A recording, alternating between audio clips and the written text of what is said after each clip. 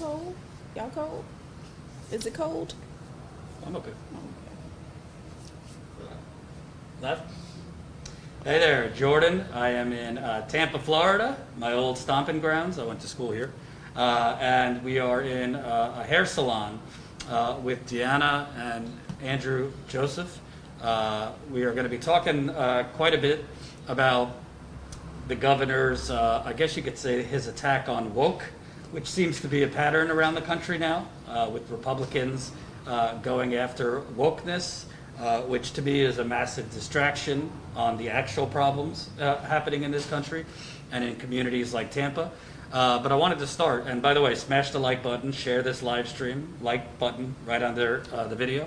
I wanted to start because you both have been active in Black Lives Matter here in Tampa, but tragically you lost your son about 8 years ago, and the story is horrific. So I wanted to start with that because there's a lot of black men who the national audience have never heard their name involved with the police and things like that.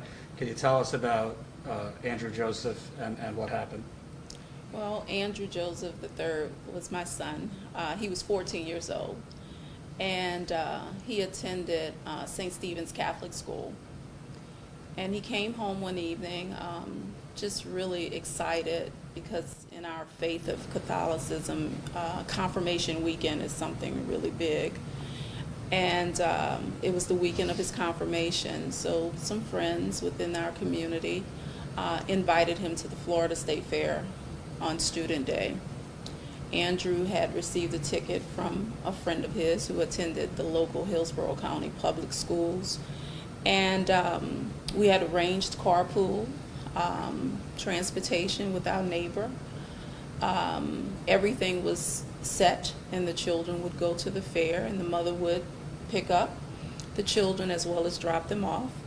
I remember exchanging a sticky note with my cell phone number and giving it to the mom in case she needed me, and likewise she did the same. So it was a Friday evening. Like I said, we was preparing for a celebratory weekend of his confirmation. And I remember my son just really being so excited because now he was 14 and feeling grown in a sense, growing up and not really needing supervision of his parents. So just thankful for that opportunity of being going to a fair without his mom and dad chaperoning him, and me feeling kind of endeared by my little boys growing up, and no longer needing my guidance and support in going to the fair. He had made all his own arrangements, and here he was leaving me. So at that time, I remember seeing this MUN SUV, it was a black Yukon, at the stop sign and making the right turn, and my eyes staring at the vehicle. And I was like, oh my God, my boy is leaving, never knowing that my boy was really leaving and I would never see him again. So here we are, Andrew, my 14-year-old son, and he has this sister, Deja Marie, who's 10 years old at the time in the 4th grade, and they both attended the same elementary school. And Andrew and Deja growing up together, mom and dad in the home, just really embracing a new community in which we had found ourselves after Hurricane Katrina, learning our way, not really understanding the dynamics of the community, just knew that it was a pretty community with So palm trees. You moved from New Orleans after Katrina to Tampa. Right. Right. So just excited by that, you know, new place, setting new ground, and just purchase a home. The children were thriving in the school and making friends, and grades were on point, and career, and all the goals that we had for ourselves, and as we had worked so hard in graduate school and being able to commit to now having this family that our parents had told us that if you work hard, and do everything they say to do, and have that American dream that your life will be this way and it'll be great and it'll be what we thought would be a happy place. But it all changed on February 7th, 2014, and here we are, 8 years later, fighting every day, fighting. And basically, brother, 8 years later without a police report. My son was dropped off. One sec. Could you guys describe what happened? Because Yeah, my son was dropped off. Pay attention. My son was dropped off at the fair by Miss Munn, and before he went into the fair, there was the "I Love Jesus" guy out there with his sign. He asked the guys, "Did they believe in God?" And all the little guys said, "Yeah, we believe in God." He said, "Can I pray with you?" So they was prayed up before they went into this wicked fair. Miss Munn pulled off as they were in a circle praying. They got into the fair. At the time, my son and my daughter was the only black kids at St. Stephen's School. They kind of broke the barrier over there because the Fish Hawk is basically a brand new area. So, and there was the first colored kids at school. They went through a whole lot over there as well. But as he was standing on a ride, so he made it safely into this wicked fair, and he was standing on a ride with the next door neighbor's son. And he had met up with a little girl from St. Stephen's Catholic School, so all three of them were standing on a ride. And the little girl said, Pee-wee is what we called him in the house. His nickname is Pee-wee. There was confusion with Andrew in the house, with all of us being named Andrew. Pee-wee, isn't that your friend that the sheriff is arresting? Yeah, I play football with him. We just won the Pop Warner national champion. I was the running back, and that's my quarterback. I need to go check on him and make sure he's okay. No, Pee-wee, the sheriff got him. There's nothing that you can do. I need to check on him and make sure he's okay. So he exits the ride with the next door neighbor, and he gets the part, runs behind the sheriff.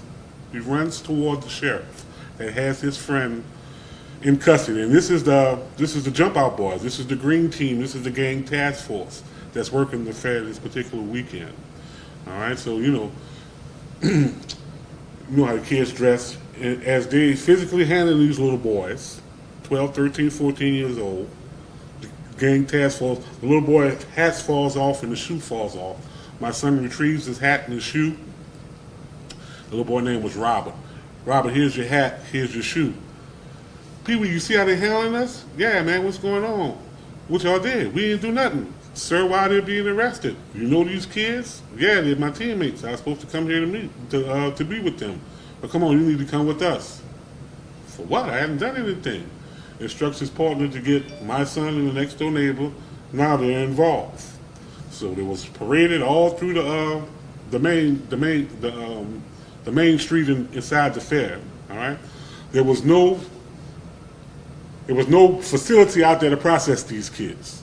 These kids was processed outside against the fence with a little barricade that you can see through. You know what I'm saying? A little barricade to block off the public from the little area that they was operating in. Okay, so here we go. 14-year-old Andrew Joseph. I'm the gang task force. I need you to disrobe. So I need you to take your shirt off so I can check you for gang markings. All right? The last picture that I have of my honor roll student that's never had a discipline problem in his life is a mugshot of him in the sheriff's custody against the fence with his name and all his information on the piece of paper that he's holding in front of him. All right, so here we go. 99 kids, my son being the 99th child, was ejected that night, meaning you didn't do anything to go to jail because there was 13 kids that actually went to the Jack Center, the Juvenile Correctional Center, and got their due process. All right, but you 99, you really didn't do anything, but we can't allow you to stay here in the fair. So we're going to put you in an official police car, drive you off of the grounds, and abandon you. Not call anybody, not tell anybody, but just get out and don't come back. And that's basically what they did.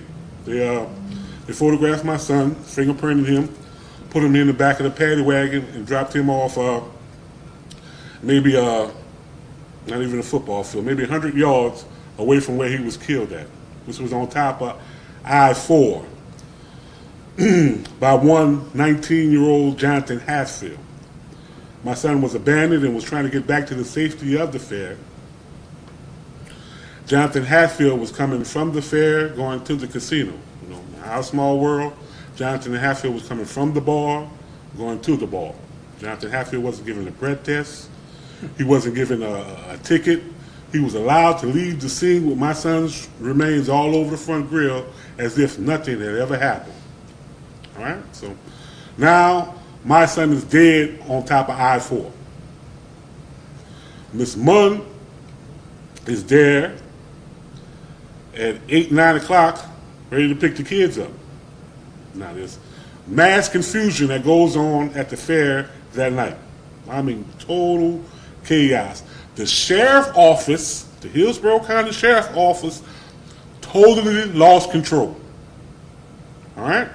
Now, totally lost control. There were all kind of stampedes, and what they labeled it as was, it's a brand new term to me, so I took it, you know, to the locals here in Tampa. They didn't hear of it, but it was wilding at the fair. Brand new term here. Nobody knew what it was. All right, but that's what he was charged with. Basically, wilding at the fair. Now, it's been 8 years, we don't even have a police report. Not one sentence about what happened at that fair that night. And that's including the fair authorities. It was a school-sponsored event, and you did say you went to school here in Tampa, right? All right, real quickly, I'm gonna give you some history, all right, because I had to learn the hard way, all right? In the early 1900s, because this fair has been operating for over 100 years. Right.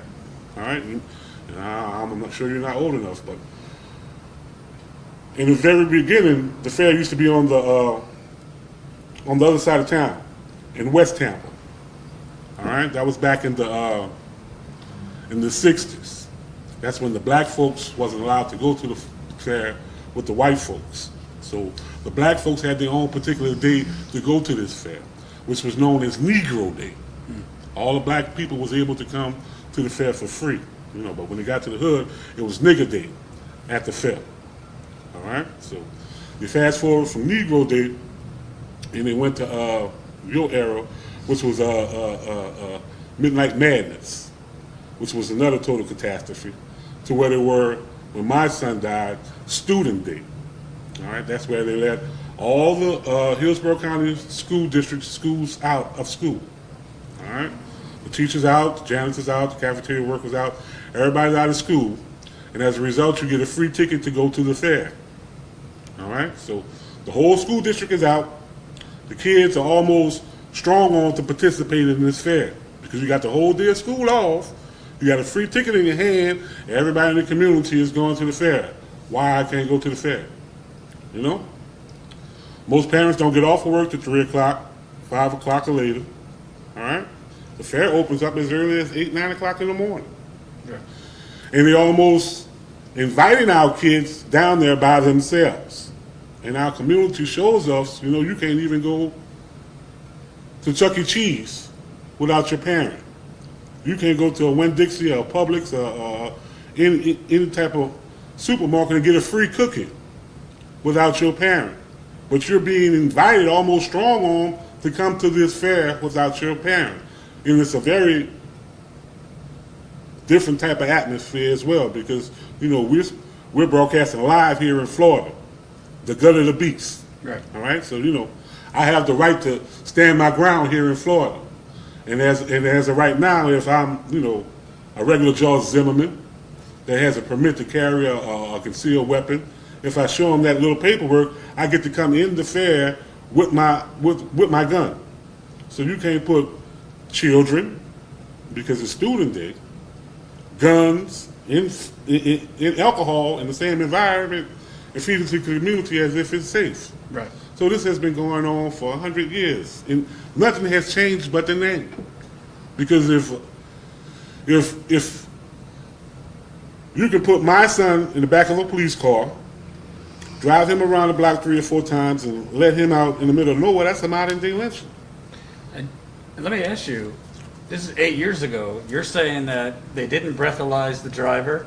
There was no report of the accident at first, and there's no report on what they even charged your son with before they dropped him on one of the busiest highways In America. in America. Report what he did. We have been through depositions and discovery. Nobody can identify anything he did wrong that night. Period.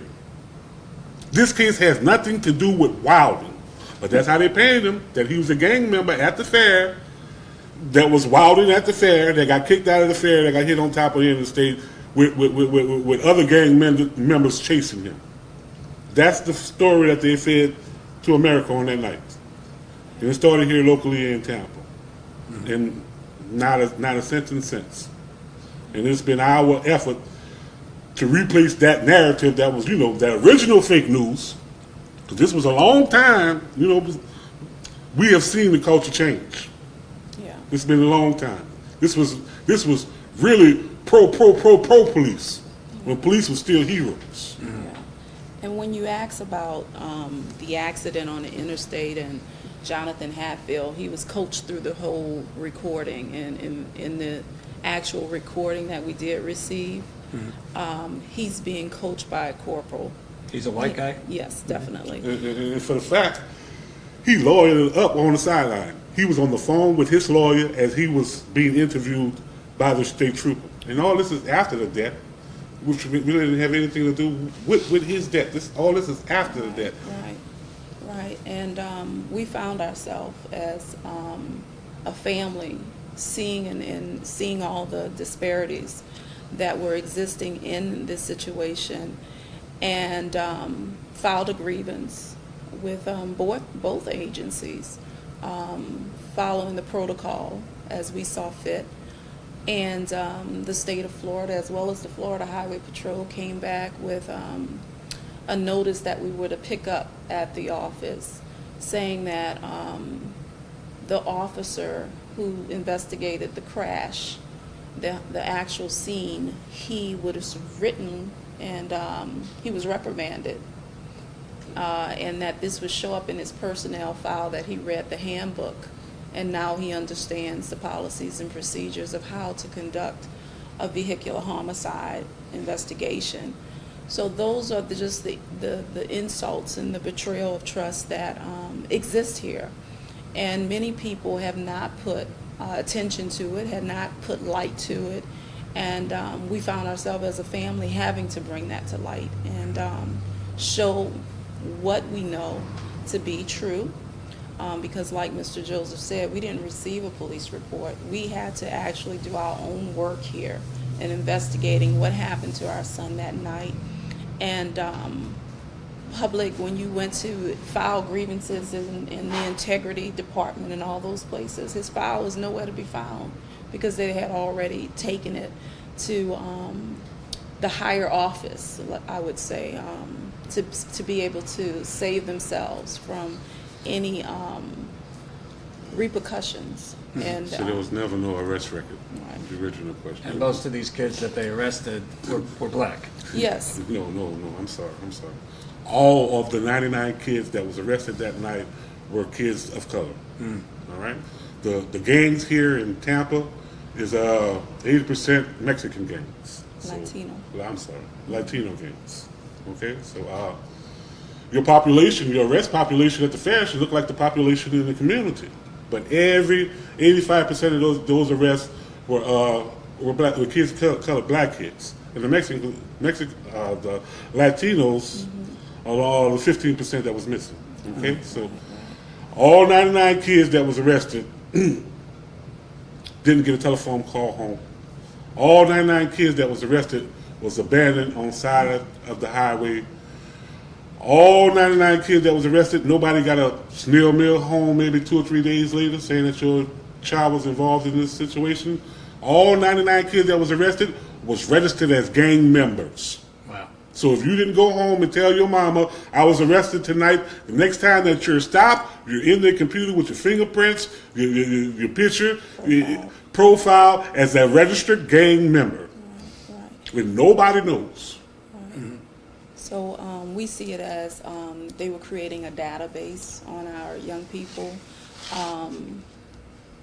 If Andrew had lived and did get a driver's license and we as parents were there on the scene, he would have already been part of a database that the sheriff department has. This is 2014 when this happened. We've tried to alert as many families as we could that this database existed. Some parents, as you know, slowful in action, and sometimes it has to hit them in the face to be able to get things done. But there is a law that says that parents are supposed to receive phone calls. There's a Florida statute. And the officers did break the law that night by not calling us and not allowing a guardian or parent to come and pick Andrew up that night. So even with the laws that they have on the books, they still don't follow those laws. You know, it's interesting because Tampa is one of the fastest growing cities in America, and it's mostly growing with white people. If we're keeping it real, downtown rents are through the roof, affordable housing prices. But we should be growing proactive and not reactive. Right. Here locally in Tampa, we still fighting for body cameras. All right. Here in Tampa, my son was fortunate enough to be 14 years old. Okay? Out of those 99 kids, the youngest child that they did that to was 8 years old and 7 months. An 8-year-old, a 9-year-old, just abandoned on the side of the road. Now, if there was a, with most of these cases, with my case, with the George Floyd case, with the Michael Brown case, and the list goes on and on, the Tamir Rice case, most of these cases, we're not even fighting for human rights. All right? Most of these cases will settle for animal rights. Because you couldn't do a dog like they did my child. If there was a mangy mutt that was running around in that fair, they wouldn't have put that dog in the car, drove that dog around the block 3 or 4 times, and dropped that dog off on the side of the road. That dog would have got a call to the vet. That dog would have got a call to the ASPCA, to the animal shelter. All right? You couldn't put your knee on a German Shepherd's neck for 10 minutes, like George Floyd. You couldn't go into a dog house and shoot the dog in the dog house, like they did Breonna Taylor. You couldn't shoot a dog running away from you, like they did Michael Brown. So we're not fighting for human rights. We just want to be treated better than animals here in America. And what you guys have gone through, just imagining your son trying to get across this highway and what happened, that add into that all the other attacks that are going on in Florida and around the country, all this woke, the governor here is the Stop Woke Act, which is another one of these things, banning critical race theory, even though it's not really being taught in schools, trying to ensure white people feel comfortable in workplaces, things like that. I mean, you've had the ultimate loss. Could you kind of talk about, on top of that, this kind of stuff coming from Florida's governor? I would say that we major in the minors, and that has been the status quo of our government here. We have bigger issues that need to be addressed other than the comfort of what a person may feel as it relates to race relations and things of that sort. I digress in that area because I am so close to the loss that I've experienced in my son, and wondering, well, where were all these policies and laws at when it pertained to my son at 14 years old? Where was that strong and bold move when it came to my son? And who will be the champion for my son and champion for my family? And what about my feelings? And I did nothing in this situation but support a school event. Who's going to fight for the children like Andrew? There is a voter base, I know, that everybody's trying to relate to, and they want to be reelected with those strong sense of authority and language, but it's a little bit too much for a time like this when we have so much more that we can be basing laws on. If you want to make a law, let's make a law holding accountability to those who sacrifice and kill children or attribute to the deaths of children. Let's hold police accountable for their actions. Let's end qualified immunity and create accountability for officers who receive federal funding and receive these police funds to be able to be held liable in their wrong acts towards the community. Let those things be laws that we come and be proactive about. We have come to realize that our leaders don't lead, they respond. And we need to do everything we can to create a response. With the education that we've been providing as it comes to race and how we've been oppressed as people, those were reactions to those acts in which we were successful. So here we have a government that is insecure in their stance because they're losing. They're losing ground, and they're losing the power that they once had over so many people, because people are starting to be enlightened by the vast disparities that exist, and no one's turning away from that. They can create as many laws as they like. We're going to still be able to get the messaging out. We just change the way in which we deliver the message. Yeah.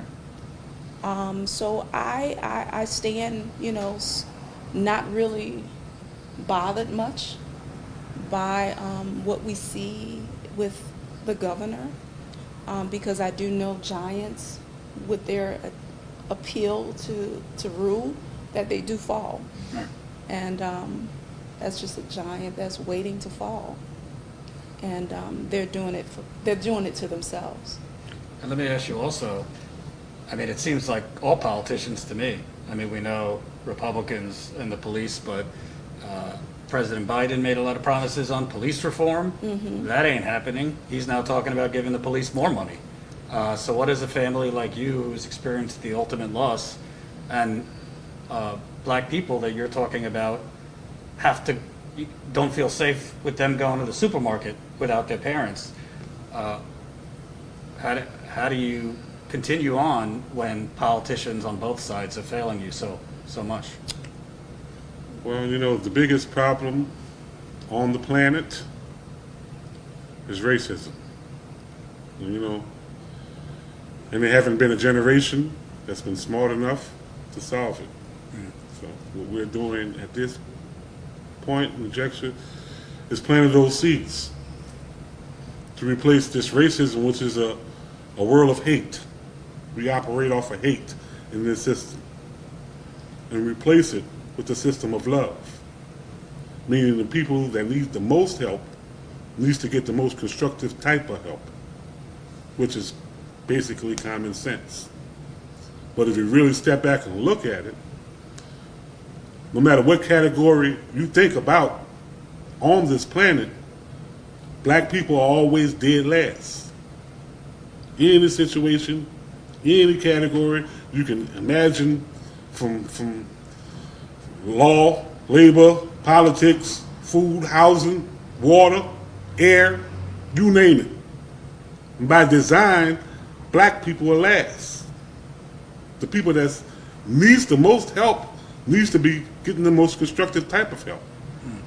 But in this system, those people get kicked the most. They get discriminated against the most. And America takes great joy out of that. It brings them great pleasure to have us last on every list. But yet we still strive. And we wake up every morning. And the whole world blames us for their problems. You know, for the most part, we're a peaceful people that have been made by the demons to be demons. So, you know, just like our great governor, what's his name? DeSantis. At this point, trying to make it illegal to tell my son's story. Because this is black history here in Tampa. This is black history around the country. This is a 14-year-old child that has been last seen in the sheriff's custody that's missing. There's a multi-million-dollar lawsuit on the table. There's been no investigation by nobody. Nobody wants to talk about it. You see, because the fairgrounds employ this radio stations to come down there and broadcast live during the fair, TV stations, all the bloggers, you know what I'm saying, get their stipend to go down there and spin a good story about the fair. So, you know, it's hard to keep a movement moving for 2 weeks. 8 years is unheard of. Right. You know, but the story is so genuine and it's so heart-touching because it's a whole lot bigger than black and white. This is a 14-year-old child.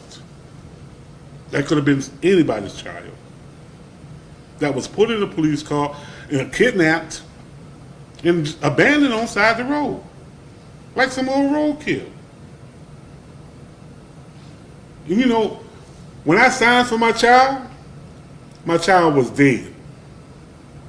Alright? The last time he was alive, he was in the sheriff's custody. The sheriff released him to nobody. Not his mama, not his daddy, not a coach, not a reverend, nobody. He's dead. And the last place we seen him was in your custody. Now where's FDLE at? If we had taken a neighbor's child and let us tell it he was cutting up at our house, and we took him up to the front street and dropped him off, and he was hit, they'd be banging on the door. Oh yeah. About neglect. When they told my son to come here and took him in custody, they took parental responsibility at that point. At that point. And that's in black and white all over America. I'm talking about not the city, not the county, not the state police, not the federal police can put me or you in the car, drive us around the block 3 or 4 times, and let us out anywhere as consenting adults. We talking about a 14-year-old child. Right. Now, I don't know how y'all get out, but in the inner city of America, you, as a black person, you can't get out of a police car. You get in a police car, you're going to jail. You don't get out of a police car. And if you do get out of a police car, something funny is going on. Right. So it's unheard of. This is in black and white. This is law around the land. But nowhere but up in Florida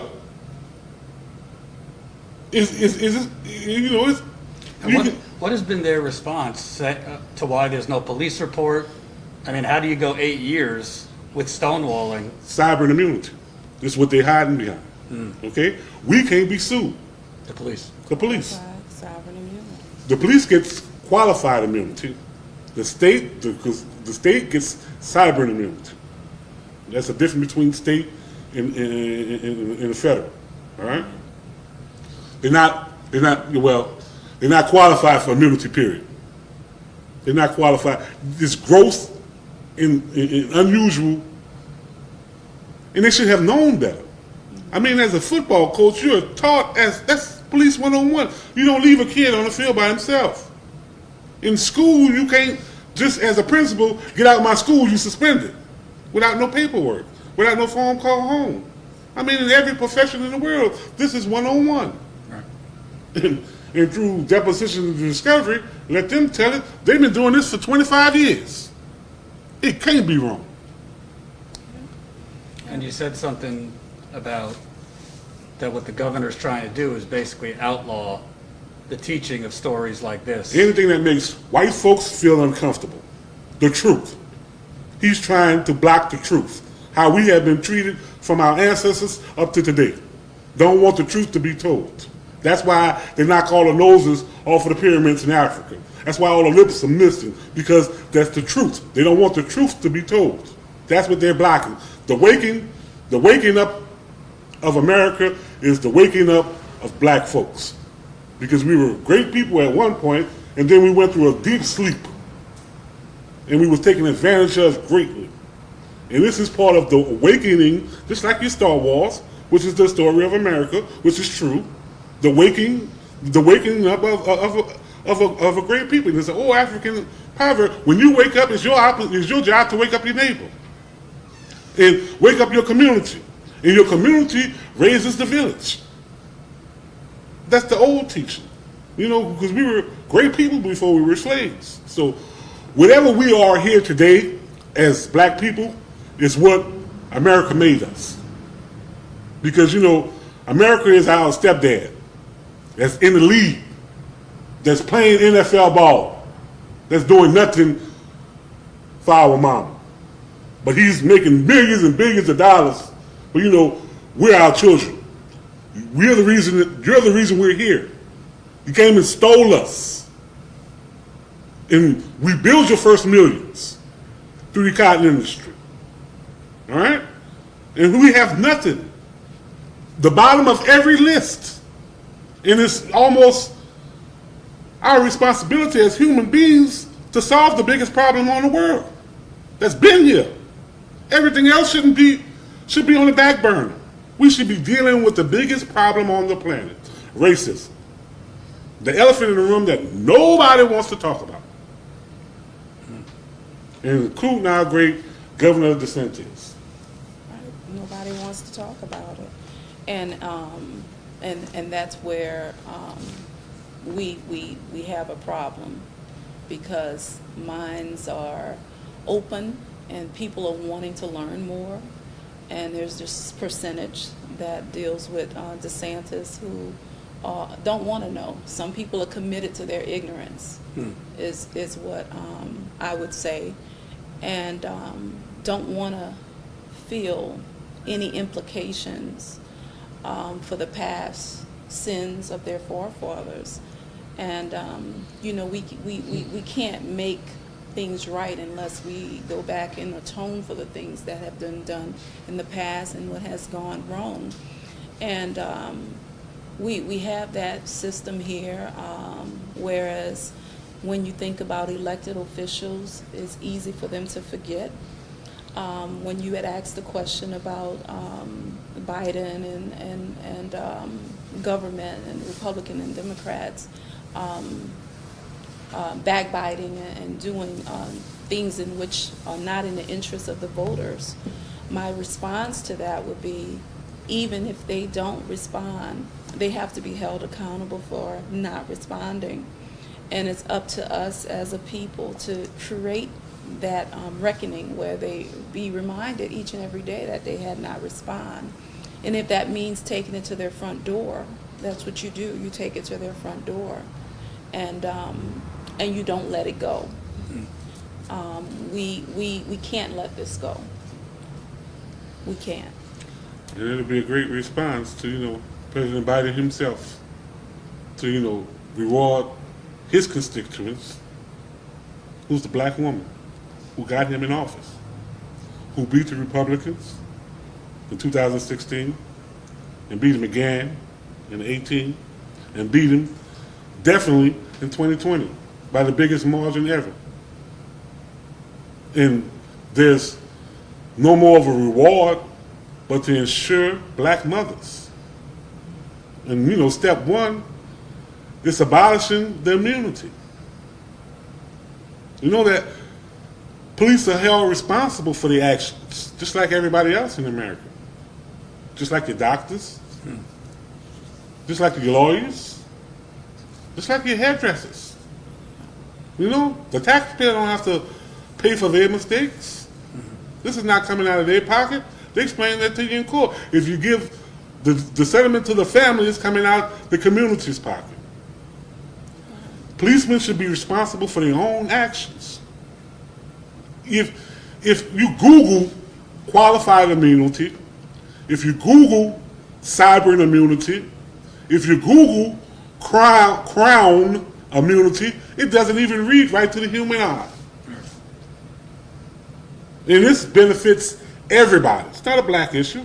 This benefits across the board. You see, because when Martin Luther King was fighting, which benefits black people, benefits everybody. When black people can sit at the back front of the bus, everybody can sit at the front of the bus. Right. When black people can drink out of the water fountain, everybody can drink out of the water fountain. When black people get equal education, everybody can go to school now. So, you know, when they scream Black Lives Matter and all that kind of stuff, it's not the progression of only black people, because whatever is given to black people is given to the planet. Everybody benefits from it. It's not an exclusive type of thing that you have to be afraid of, but we're on the bottom of every list. Is that deserving of us as a people that has made strides from generation to generation? But should we be on the bottom of every list? Humanly, does that make any sense? You don't have to be smarter than the fifth grader to see that this is wrong. Right.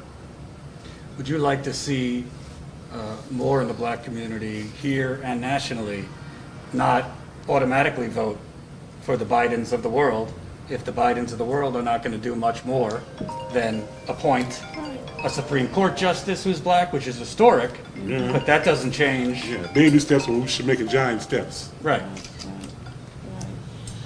Yeah, that would definitely be what we would say.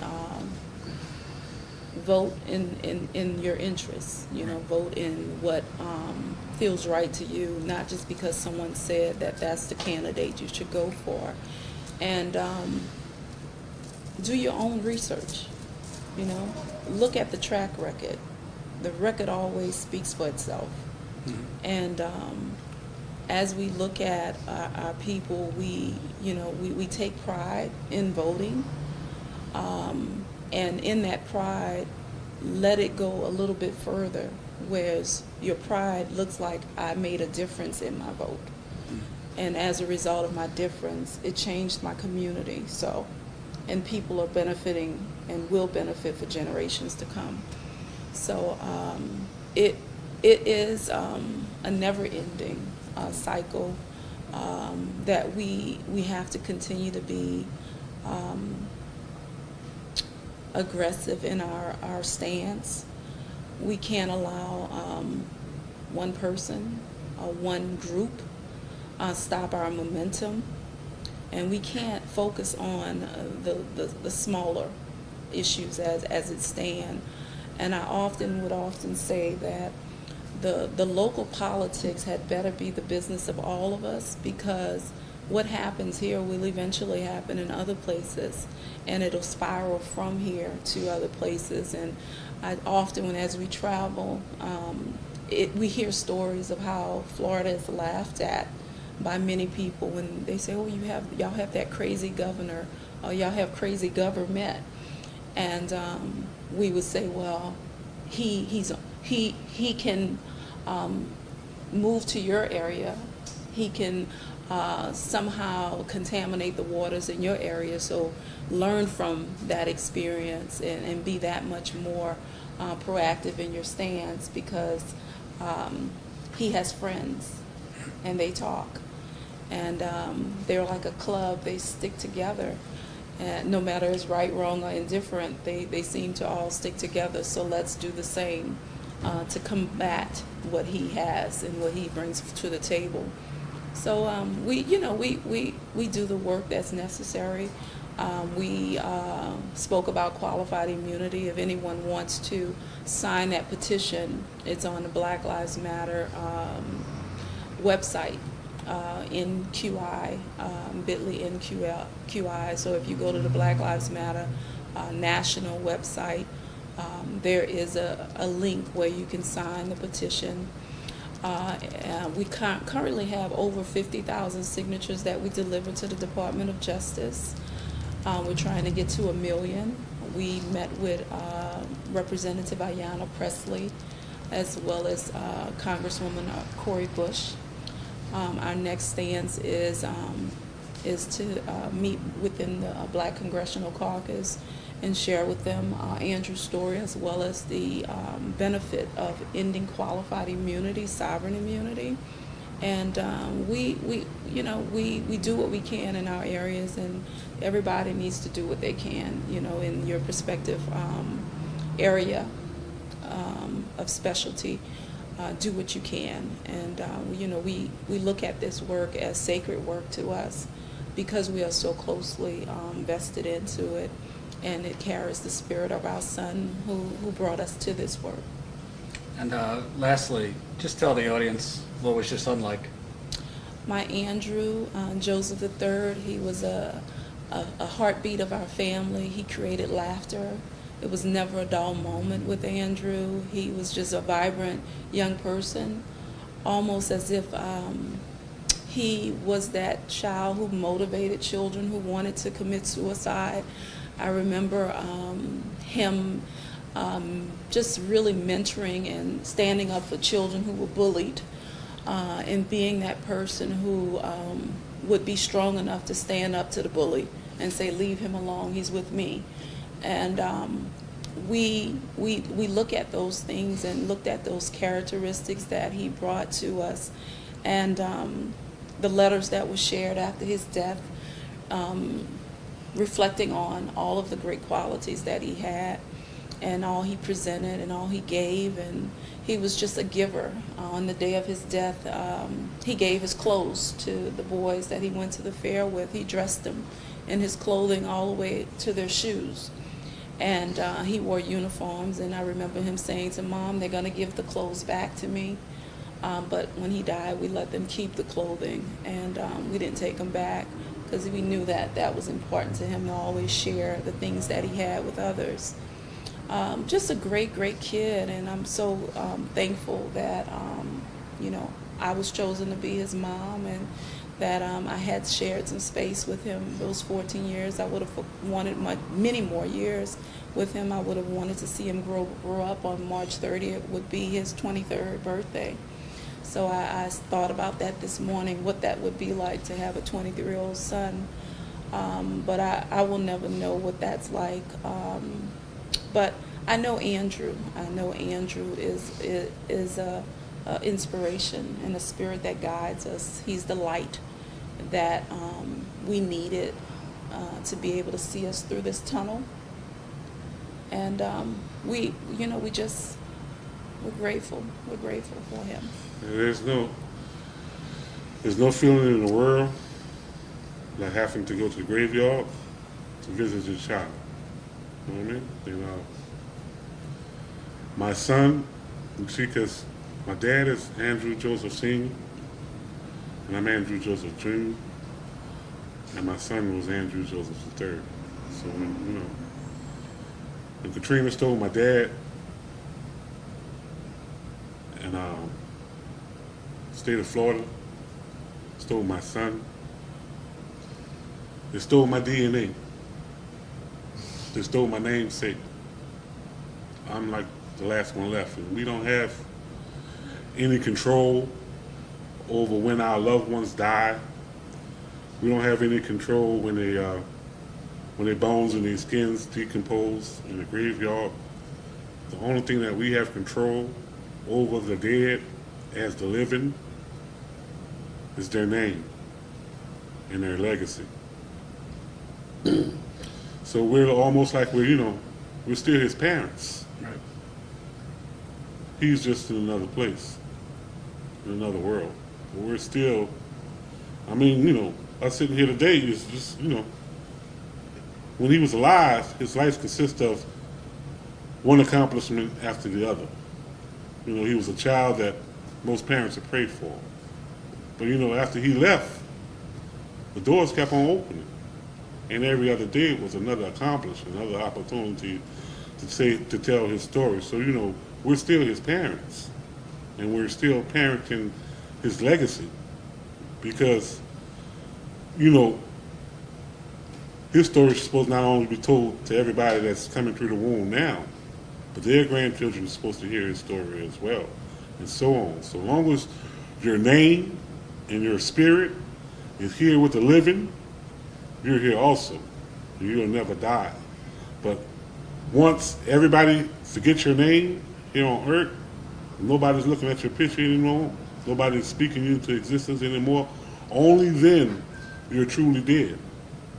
But as long as we keep his name alive and his spirit's alive, he'll be always a part of this earth. And that's our mission. That's our assignment. You know, his name is going to be all over Tampa. It's going to be in the streets. He's going to have a street named after him. He's going to have a park named after him. He's going to have a school named after him. His name is going to be down there in that Florida State Fair on the main way. His name will be in Cracker Country. And you're familiar with Cracker Country, right? I know. Yeah. As you go across the state line, it's hard to convince people that there's actually a place called Cracker County, Cracker Country. A whole acre dedicated to old plantation living, with the general train station and the plantation houses and the whole slavery look, you know, that they sell to the kids here in Tampa from age kindergarten to the 3rd grade to get you to fall in love with the fair at an early age.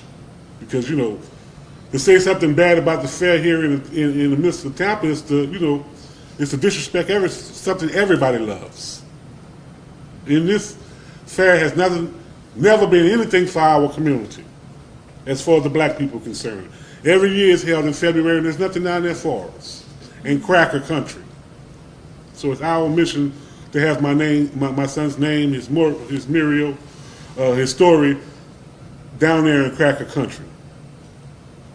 In the year that Andrew was killed, we did some research, and what we found from a news report was that there's a lucrative relationship between the Hillsborough County School District as well as the Florida State Fair.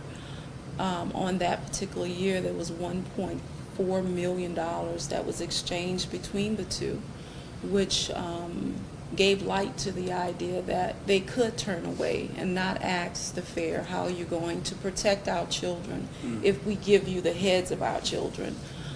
So there was a profitable exchange for the children and the bodies of the children to be able to patronize this event, and safety first, and the idea of protection was something that was not asked or deemed appropriate or necessary.